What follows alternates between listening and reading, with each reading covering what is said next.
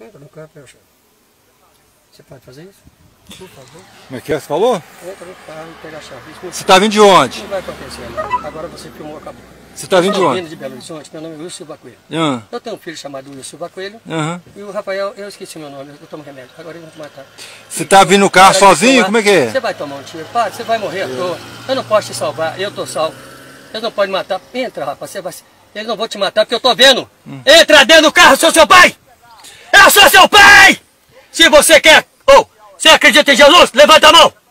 E aceita Jesus, você já aceitou? Aceita de novo, entra dentro do carro e dirige! Você dirige e está vivo! Eu sou Jesus! Eu dou ordem no mundo! Dirija, rapaz! Eu só saio daqui por você!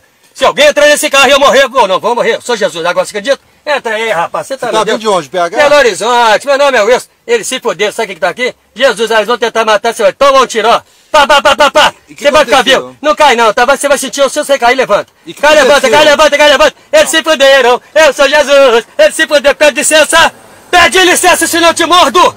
Pede licença, palhaço. Ô, quer dar tiro em mim aqui, ó? Quer morrer? Entra debaixo da carreta. Manda ele entrar na carreta, sem autoridade. Manda ele entrar na carreta, não tem coragem. Eu sou Jesus, otário, achou, né? Vai, capeta. Sai, capeta. Ele não saiu. Fala com você. Ele não tá ali mais, não. Responde. Ele não tá ali mais, não. Cadê? Agora liga o carro. Acredita em mim. Ele não tá ali, não. Você tá vindo de BH pra cá. Para, carro. Para, carro. Para, carro. Não parou. Para, carro. Não parou. Para. Vai pra lá. Para, por favor. Me responde aqui. Vou te dar água daqui a pouco. Você tá vindo de onde? Pra onde? Belo Horizonte. Você me leva pra minha casa? Eu vou lá tirar lá em casa. Belo Horizonte. Rua Oswaldo. A carreta que você. Ele entrou na minha frente, queria me matar, meu nome é Jesus. A carreta queria te matar? Entra aí, entrou lá meu carro. Você tava indo pra qual cidade? Belo Horizonte. Rua Oswaldo. Você tá vindo de onde? Eu estou vindo de Belo Horizonte. Bati o carro, eles tentaram me matar 3 vezes, rapaz.